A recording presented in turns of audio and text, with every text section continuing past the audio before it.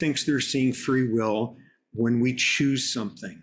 We're consciously aware of doing it. We know what the consequences are likely to be. Most importantly, we know there's alternatives available to us. And for most people, that's necessary and sufficient. There's free will. And my whole point is that misses everything that's going on because you're not asking the only important question, which is how did you become the sort of person who would have that intent at that point? And the answer is because of the biology over which you had no control, interacting with the environment over which you had no control, stretching from 1 second ago to the moment you were fertilized egg.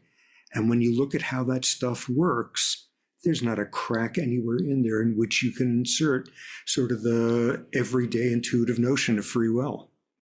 Great. Okay, so somebody behaves, does something or other, and why did they do that? Why did that occur?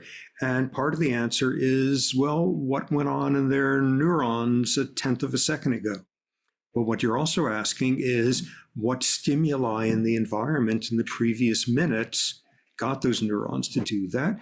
And you're also asking, what did this morning's hormone levels have to do with it?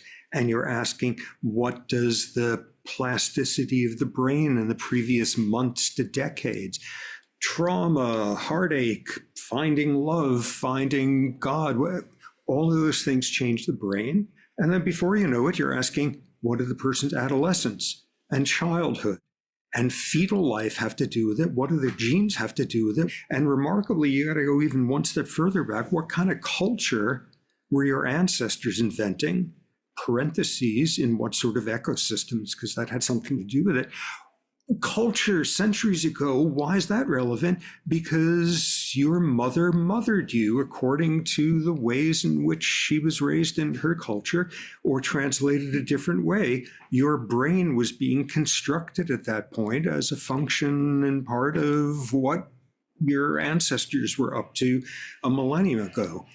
And the key thing there in terms of distributed causality is like you're trying to figure out why somebody did something. And this is someone who had a car accident and had massive amounts of damage to their frontal cortex. And as a result, they can't regulate their behavior. And it's easy for us to see where some unacceptable behavior of theirs came from. Yeah, massive brain damage. There's this big, massive cable of causal explanation going from that car accident to why they did what they did. Distributed causality is the much harder thing we have for people where there's not an easy explanation, because what you're doing instead is looking at the gazillion little microscopic threads of influence from your ancestors' culture and your fetal life and what color underwear you're wearing today and all of these things. And it's so much harder to not only see all these little microscopic threads, but to believe that when you put them all together, that is as causative of a cable as something as simple as like a massive car accident. It's easier for us to see in those cases. It's really hard to see that there's a gazillion things, each of which contribute 1 gazillionth of a percentage point to explaining what went on.